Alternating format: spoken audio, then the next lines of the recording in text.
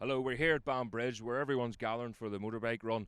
The 77-mile coastal route the whole way to Bishopscourt for the show and shine bike, car and truck show.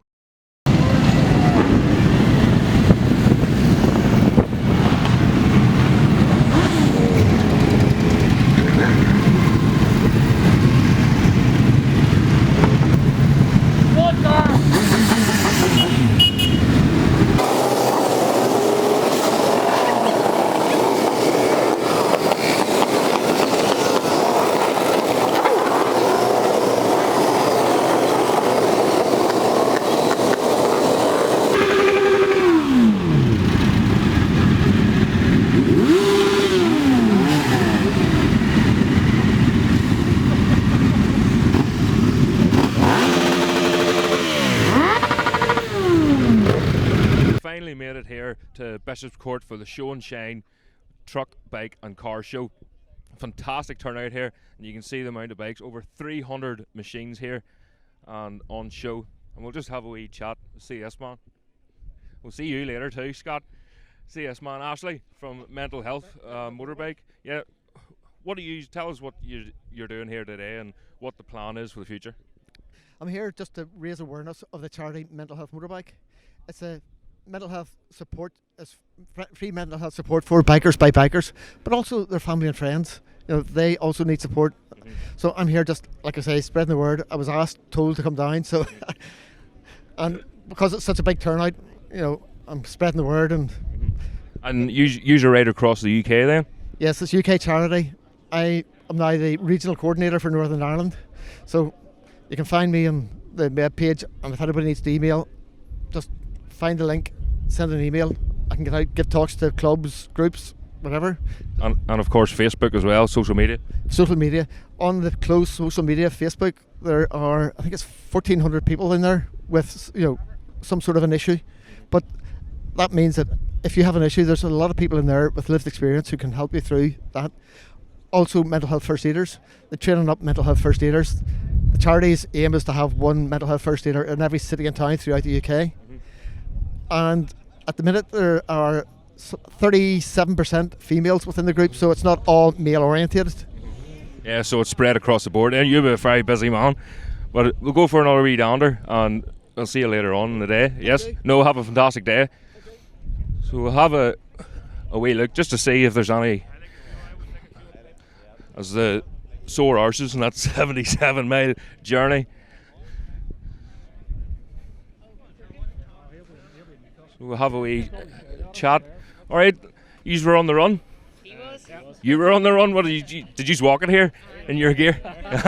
It'll be all right. What did you think of that 77 mile? You're not walking like John Wayne, no? A bit of a backbreaker. What are you riding today? Suzuki 1800R. Is it parked anywhere close? Or? It's way down there. Way down there. Tiger take all the space up. I know, it was a pain in the arse. We had to park way down there as well and bring the gear up, but enjoy the day anyway. Oh, wow, yeah. Good run. Good weather. Yeah, we got lucky with it. Exactly. Enjoy your day. You too, mate. Cheers. We'll have another run down here. Spotted someone that is actually part of the Irish Superbike scene. Scott Clements rides for JMC Roofing. I haven't seen the JMC Roofing truck here, but it's quite a handling, as Jason would say, to bring it down. But Scott, great to see you here. I got your missed call earlier, and it actually came up in the dash, my name, and I was like, oh, right. We were like, why am I ringing myself? And when I pressed to answer, it hung up. But great to see you here today, and hopefully we'll get you on stage later on. But the racing scene for you this year, has it gone as you wanted it to? At the start of the year, it was sort of going in the right way, but there's just been a few wee tiny problems have hit us throughout the season. Sort of at Kirkuson there a few months ago, we had a quick shifter problem first off in qualifying, so no quick shifter all day, which didn't really help.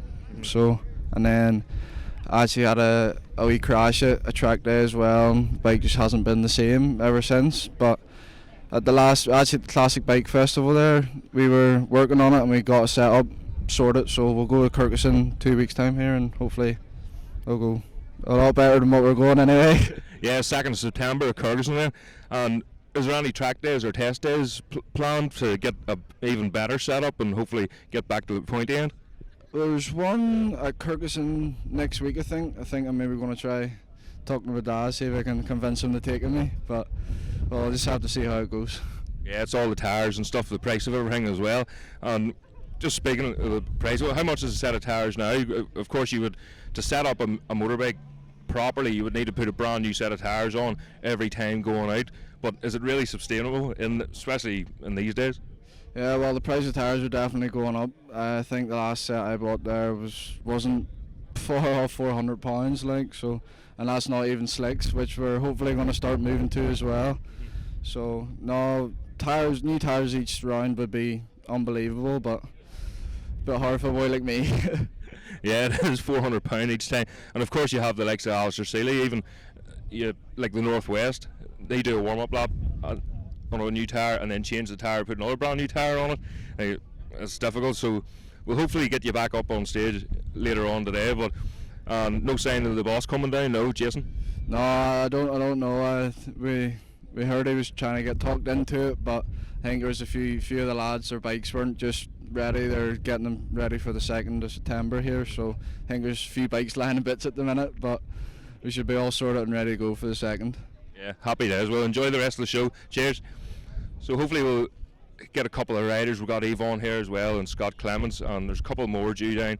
Whether they actually show or not is another thing, but if we'll get onto the lorry, we've got a big stage set up. Mary Patterson's just done a fantastic job here, so we'll have another wee downer about and see if we can get someone else to chat to.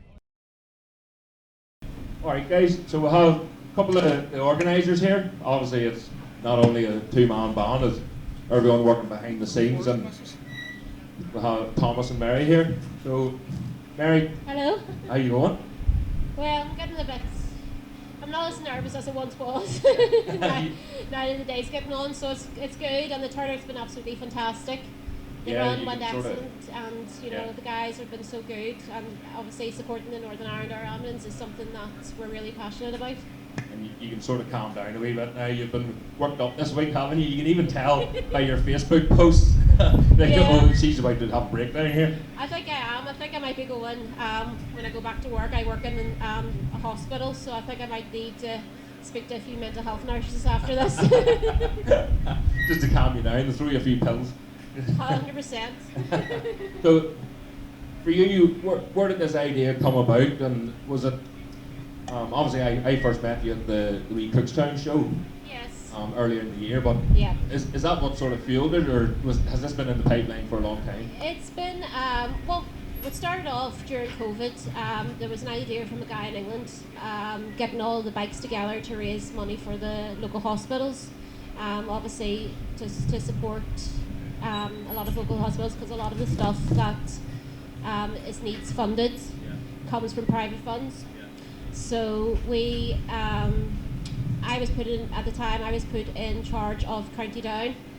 Okay. So came over here, but as it went on, we sort of branched off, and we thought to ourselves, well, yes, we could help the hospitals, but the one thing that needs to be funded at the minute is Northern Ireland Air Ambulance. Yeah. So that's where we started off. Now I started off at 6 counties coming together on 2021, which we did a fantastic run. And the organisers of that were absolutely brilliant. And then last year as well, we brought the crowd to the God, my head's going now. We brought them down to the Econ Centre. So this year we were approached by the BDD's track. Would they be able to help us out a bit when it comes to organising an event for their ambulance, because they wanted to do something as well to help them out, and this is sort of where it's grown from. It started off as a motorcycle run, the next thing it was a show, the next thing there was cars, and then lorries, and it's just sort of escalated. You got a wee bit greedy then, didn't you? A wee bit greedy. You know, I don't know nothing about cars, which is really, really bad, and thank God there's guys here that do. Well, funny enough, neither do I. It's a bit worrying because I'm a mechanic. Yeah. No, but fantastic turnout here. Was like, Thomas, your input in the whole situation? You're not just a coffee boy, are you? No, I'm definitely not a coffee boy. I first got involved back, as Barry says, in 2020 when the COVID hit. Yeah. Mary contacted me about filling in the 11 bar ones and things like that there, and what way we needed to go about it to do this sort of stuff. And we battled our way through it, we got it done. And ever since that, the 15 of us have come together and we've actually become best mates, good friends. And we actually, as you say, we met at Cookstown. We actually came up to Cookstown. Yeah. We brought a load of bikes from Belfast to Cookstown, and then we done a lap. It was only supposed to be 1 lap, but we actually squeezed in 3 laps of the Cookstown circuit. The Cookstown circuit itself, yeah. So, which was a good sort of end to the run as well. Yeah. And everybody was more than happy with it then. Mary and some of the other guys, they went till the Spurn bikers. Oh yes. Yeah. Helped them out as well. And then we've helped out 2 or 3 other runs. We've been asked to come along and help more. Yeah. But we'll have to try and fit it in around our own daily lives and your also own family life. Yeah. things that we'll have to do as well Yeah. to be able to keep it going, keep ourselves sort of Full-time jobs. see our full-time jobs. Exactly. Motorbikes aren't going to put food at the table. Exactly. Well, what I called the Spurn run, I actually didn't get yet because I was working, Yeah. so I had to. And then, as I say, they're back 2 weeks ago.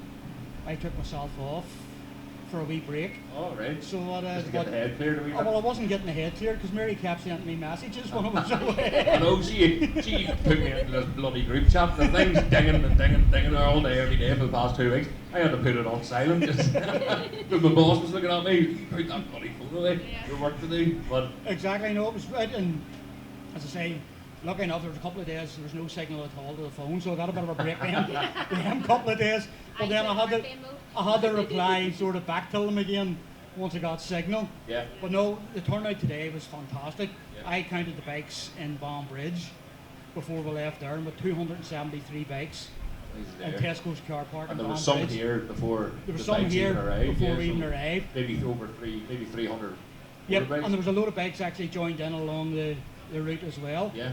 So it was a fantastic turnout. And of course you had the PSNI and all as well, you know, Yep. closing parts of the road. But what way would you organise that? Do you just approach? You obviously don't ring 999 for No, well, we need your help for closing roads. Mary's very convincing to people, so she is. Yeah, I gathered that. She sort of, we left her to organise that bit of it. Yeah. And then she got an email back 10 days ago to say, we're going to send you 2 outriders, which is absolutely fantastic. Yeah. Brilliant. Because for the likes of ourselves that are the marshals, trying to bunny hop up through for all our roads and that, Yeah. one of the guys hung back and he was able to bring us all up through Yeah. Yeah. safely, Make sure you're really which safe. was a bonus. We weren't sort of taking risks to try and get ourselves up to be able to block all our roads to get everything through. Yeah. Actually, sort of, I was calm the day when I was out in the bike for a change. I wasn't getting that excited. And that's 'cause- nothing to do with the policeman about, you know. Well, maybe it had a wee bit to do, so it had. There was a fella standing here. There was a policeman standing here earlier in all the biking gear, and there was a fella came up to him and told him he was speeding and he was doing this speed on that road, and he was like, "Are you all right? What are you doing?" What are you telling them that for? I was doing 16 to 30 through Abbey Town. He was sitting waiting on you on the way back I out know. the road again, so he will. That's what they're away now, so I think they're going to be holding back on that I'm Abbey Town he's sitting going down the through. road and wait on him coming. Absolutely easy. Like. But no, it's been a fantastic run. Yeah, And all we can do is multiply for next year yeah. and hope that we can get Oh, aye, yeah. more turnout of sort of vehicles and that as well. Well, you have to start somewhere, don't you? Well, as I say, you have to what I call, you have to crawl before you walk. That's it, foundations. So like it sets off a good bit, and then also the what I call having the MCP guys here as well Yeah, is good. yeah.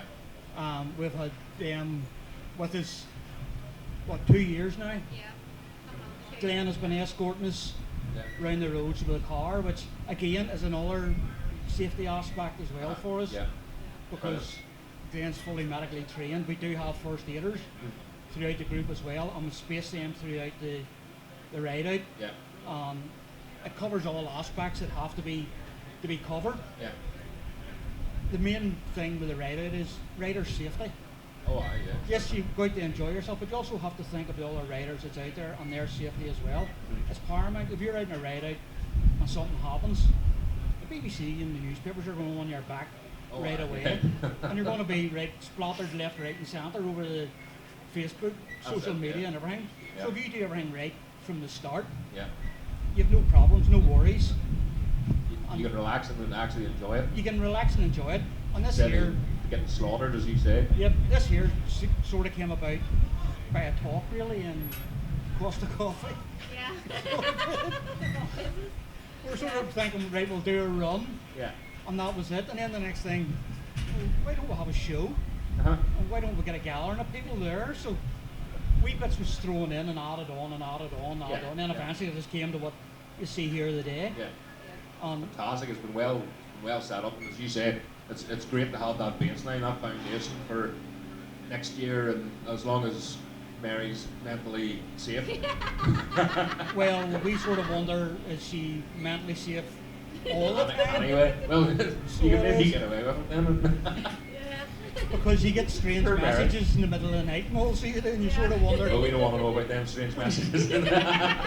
When you wake up the next morning, you look at your phone, you've got a message at 3 o'clock in the morning, you sort of think, who the hell sent that? But then you realise it's Mary, she's been working and thought of something. Or she's on the vodka. No, she normally, when she's working, thinks of stuff and then sends it to you, and then we don't reply to her right away. You sort of get wee dings. on Yeah. Question mark. Hello. So then eventually you just have to turn around and say, right, okay, I'm only up, give me a chance to get Or sorted. wind your neck. Well, I don't think any of the guys would be in the group would be wise enough or game enough No. to say, No. wind your neck in. No, definitely Because I not. think they would sort of get slapped. Sent She knows where you live. Yes, She will she find does. you. Yeah, she will find you. She will hunt you down. A particular set of skills. And also this year we have Jeffrey Spur Uh-huh. from England over. Oh, right. Yeah, Jeffrey Spur. Jeffrey Burr. Burr. Jeffrey Spur. Oh, right. Jeffrey It's- Spur. they Yes, are- that's right. I'll actually let Mary speak about it because she gets more details on that bit of it. Back Yeah. over to me.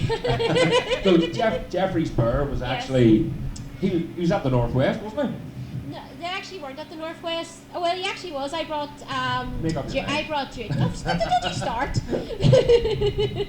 I actually brought Junior up with me to the Northwest on the Thursday for the racing and took a few photographs. What had happened last year was the guys from England, they travel all over the UK, responded saying that we could help you out. So we ended up doing a motorcycle run with them to a family up at Cave Hill. Uh-huh. And from there, then we took them up on a tour throughout Northern Ireland, took them up to Joey's because the guys are big fans of Joey Dunlop and Robert Brilliant. and Michael and William. And the we pub. Yes, and the pub. Oh yes. Big fan of the pub. We actually ran into Gary Dunlop there as well, so Yeah. he was able to, hear about what they do, and it was, as he says, it was a very humbling experience for him. Brilliant. Then we just took them on down to the coastal route, all the way down to their boats. Unfortunately, during the day, the rain did come on, so we ended up like drowned rats. But it was a lovely day. I'm not going to think it was a lovely day, and it was just great to support families that suffer with a condition. Yeah. Because it's always good to know for people to know that there is always someone out there for you to talk to and support you. And thankfully this year they came back over again just to meet the families over again, and they actually decided to come over for our event as well to support us. Yeah. So guys, thank you. Because couldn't do without you. Yeah, I'm know, sure it's very if we rare call- condition as It's well, isn't it? Very, very rare. Very rare. There's actually it started off with a family. Their son suffers from the condition, and they thought of this fantastic idea, and it's just grown and grown and grown. And what they do is, hats off to them because they travel all over the UK, no matter what weather, Yeah. and they show the families that there is support for them, and we all work together. Mhm. So, like I said, they came over today. Hopefully, we've given them a good run and shown them what we can be capable of. Seem to enjoy themselves They anyway. enjoy themselves. Yeah, they're nodding, so that's a good thing. Straight to Joy's Bar for celebrations. Yes, Joy's Bar. So tomorrow we're going to take them out for a bit of a run. Yeah. And just to show them a few sights around Northern Ireland before they head in the boat back home tomorrow night. And I do have one of the birds with me, so probably take her out to party and take some more photographs. No strip clubs. Well, there has been mentioned on Summers, but Talking to you two, figure yeah. it, yeah. I know, so it was a pity because I was over in Edinburgh last week for the tattoo festival. Yeah. And I should have asked for one of the birds then, but again, next year I should be going back. So guys, I will need one of your birds, if you don't mind. You should get a wee caravan Yeah. and all for it for when it's holidaying over here. That would be fantastic. Yeah, we should actually get one for Northern Ireland, just to do. We'll have to. Northern Ireland caravan. Yep, exactly. Yeah. So, But yes. that's fantastic. Thanks very much, guys. Well, thank you very much, and thank you, Gareth, for coming down and No, doing not this at all. interview. And I just want to thank everybody for coming down as well to support us, and all the marshals who've worked tirelessly and put up with myself. You know, and I'm just so lucky to have them because at the end of the day, this couldn't happen without them. And let's hope we've raised a good amount for the Northern Ireland Air Ambulance. So Yes, hopefully there that you helps go. the Northern Ireland Air Ambulance Yes, out. keeps them going. Yeah. So thank you very much. No, thank you. You have to get up. Oh, someone help me up. Yeah. Someone's going to have to help me down. All right, thank you. Thanks very much, guys. Scott Clements from JMC Roofing. Welcome. How are you? Oh, not too bad, yourself? Aye. It's a bit windy up here, isn't it? Someday, to be fair, but if the wind would die down, it'd be a lot better. Yeah, sure. It's always windy at Bishopscourt.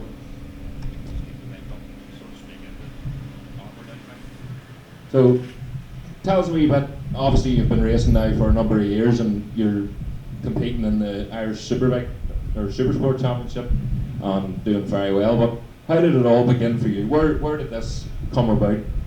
Well, I've always had bikes in the family. My dad, he used to do a few races back in the day, and he was the late Johnny Buckley's mechanic for all his life as well. So I've always followed Johnny when I was a kid, and I was never left the shop module down in Antrim, and I was always at the racing with him. So the bikes were obviously, I got the bug. So when I got old enough and sort of convinced my mum and dad for a long time, it took a lot of talking to them. I didn't really shut up about it, and they finally gave in and got me just a wee pit bike to start off with.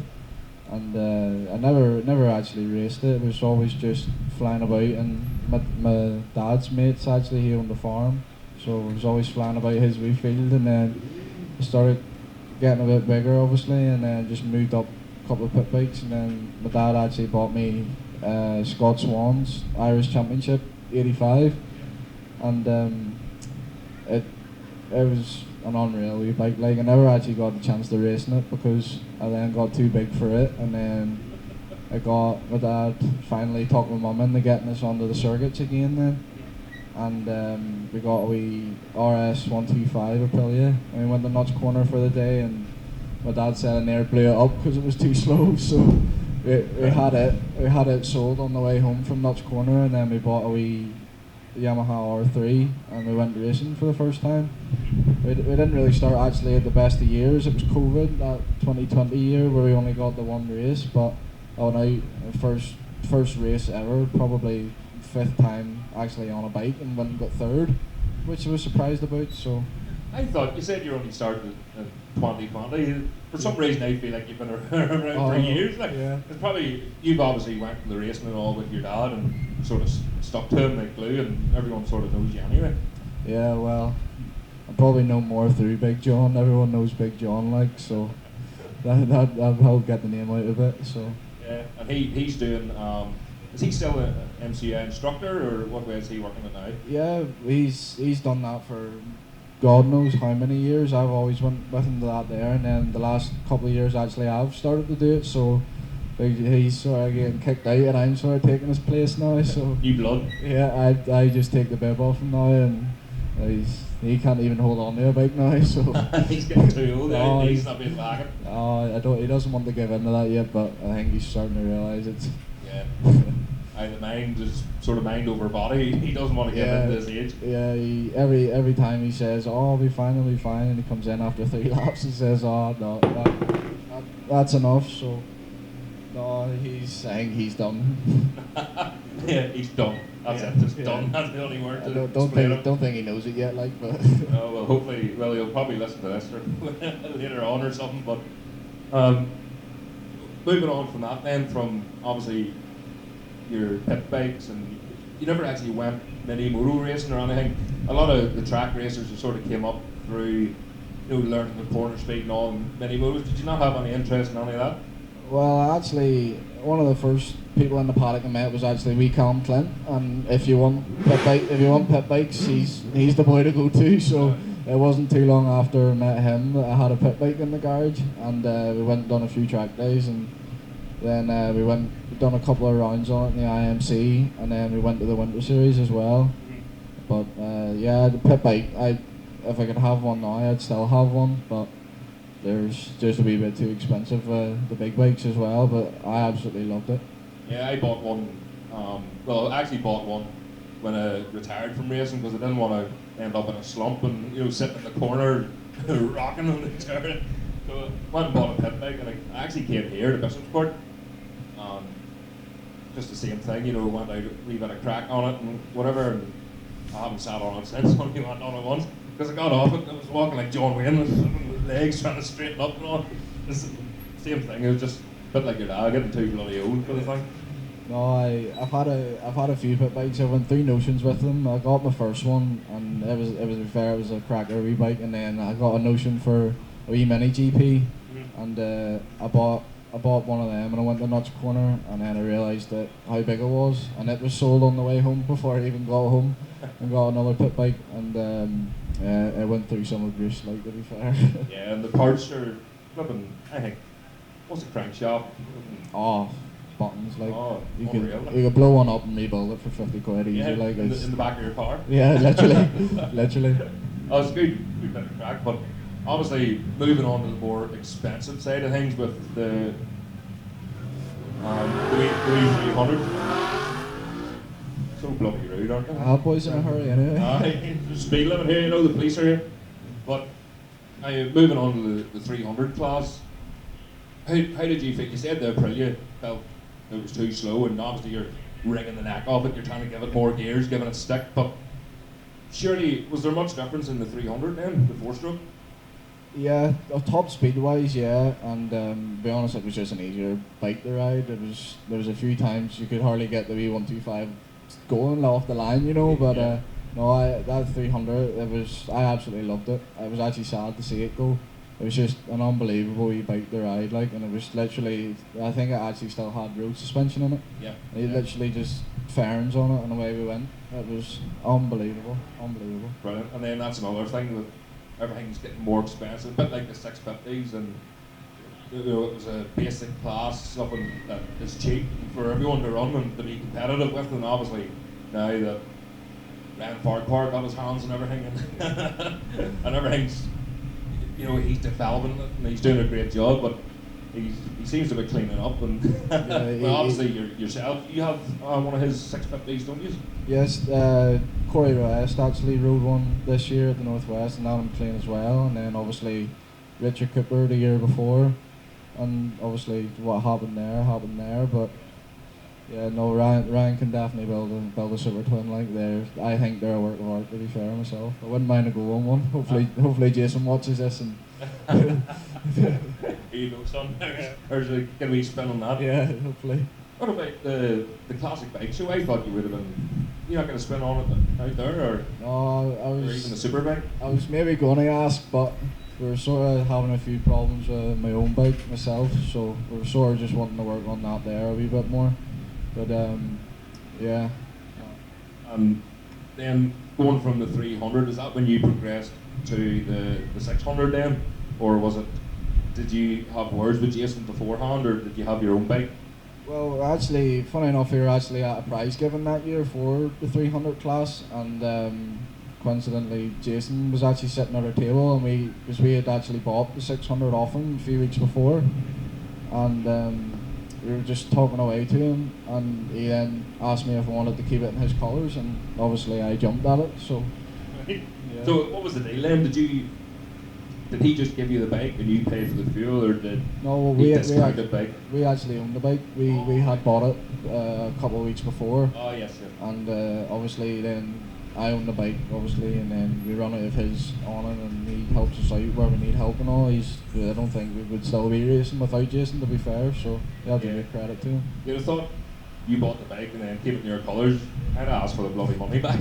Oh well, to be fair, he helped us out enough for money, to be fair to him, right? So. Yeah, he does. He has a fantastic setup. I asked him here this weekend, but obviously he can't be bothered. But I'm only joking, Jason. No, it's a fantastic setup. He bought Lewis Hamilton's truck. Who goes out and buys a bloody Formula 1 team's truck? Like? Oh, if he has something that's the best, like, to be fair to him, he does good to the sport. He brings a big show with him, like, to be fair, and I think it's all in his heart as well. He does like to put on a good show. Yeah, that's even going to track days and stuff. We went to Bishopscourt last year. They were doing the track days and stuff at Bishopscourt.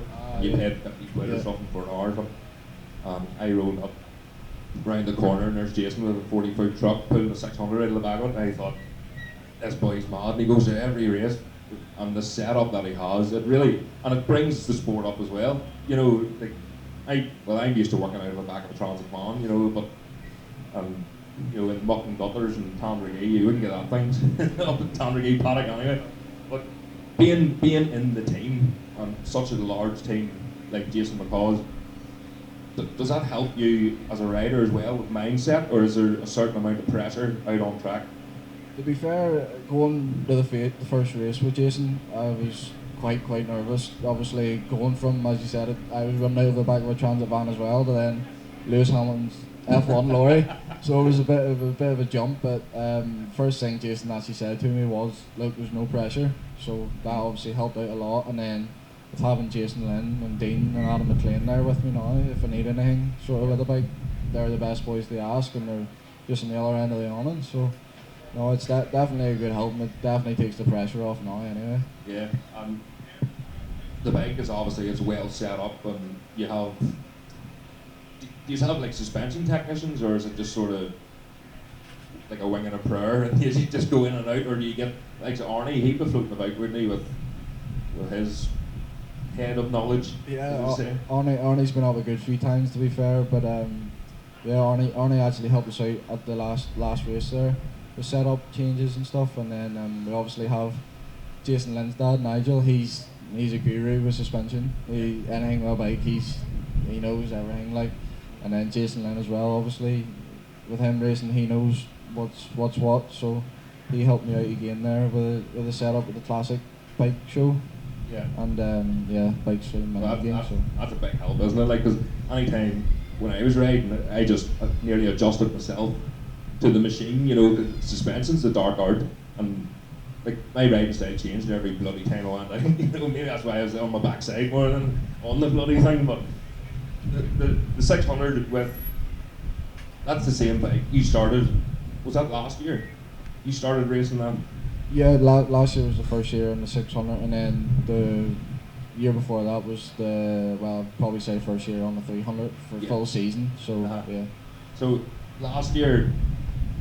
Or from this year, has your times dropped any on track? You know, he had to get rid of his, and then that's where it all started. Yeah. Well, hopefully, is there any plans next year to maybe, well, what would you call it, like a wild card ride for the Superbike here and there, maybe? Because he has two, doesn't he? Yeah, he has. Well, Dean he's riding. He has his ZX10 now. Yeah. And then there's the other Superbike. I think it's actually an ex-Ryan Farquhar Superbike. Yeah. I think maybe it's not a bad idea to maybe drop it in the conversation to Jason and see what he says. But yeah. Bring him to the bar and feed him a load of pints. And yeah. Hopefully Yeah. Just like you did the first time when you bought the 600 up. Probably. that probably helped. But so next season you'll be competing again in the 600 Cup, or are you going to be moving up into the Nationals now? No, well, we were maybe thinking about it, but we're not really getting the best of results this year. So we'll maybe stay in it maybe another year and see if we can sort of go a lot better, and then maybe think about moving up into the pros. But we're maybe thinking about maybe changing machinery here for next year. So we'll maybe see how that goes. Yamaha? Yeah. How did I guess that? But obviously, Jason bought. Was it 2 Yamahas there at the beginning of the season, or one? One was Alistair Seeley's, wasn't it? Yeah, it was an ex-built Seeley bike for Jason for this year, and then Adam McLean, he has his R6 as well. So, and they're going well on them. So Yeah, they seem to be the donkey to have, aren't they? Like, yeah, but that's true. Yeah. yeah, that's the price of the bloody things. We were thinking of getting one a few years back, and it was actually John Burrows was saying, like, if you want to be competitive, you're talking 50 grand plus. Oh, easy. The Supersport engines for them now, I think you get them from raffle. They're mega money, to be fair, like, and then maintaining them as well. So it's definitely not cheap anyway. No, definitely not. I think I'll just stick to the microphone then. But listen, Scott, thanks very much, and all the best for the rest of the season and next season, and we'll see you at Ferguson Definitely. Thank on you the very 2nd of much. September, by the way. So, Yvonne Montgomery, I've got your name right, because the amount of times that I've been called out, and I've called you Yvonne Ward I know, on I track, know. and I'm sure you've heard. That was at Tandragee the last time it ran, and you were talking about, and Yvonne Ward's coming around the last corner, and I was cracking up. I thought that was really, really funny. Well, it was actually, I was calling you Yvonne Ward for most of the day, and Jenny Garland and Margaret Patterson, they were laughing behind me, and I was like, what are they laughing at? But to be fair, it was my first ever time commentating, so you had to give me a wee bit of leeway. And they told me, that's Yvonne Ward, she's flying today. And I says, oh, Yvonne Montgomery, all right. But obviously, we're bringing up, I don't know what way to sit in this chair, it's very uncomfortable. We've brought you here today just for a wee chat, and obviously, I only actually found out on the Saturday of Armoy that was your last race. You retired? Yeah, retired. Being a pensioner now and having no help about, with the bike at races or at home, it's no longer becoming fun. Yeah. Getting the preparation done. I still love racing, still Yeah. love getting out there and racing around the roads.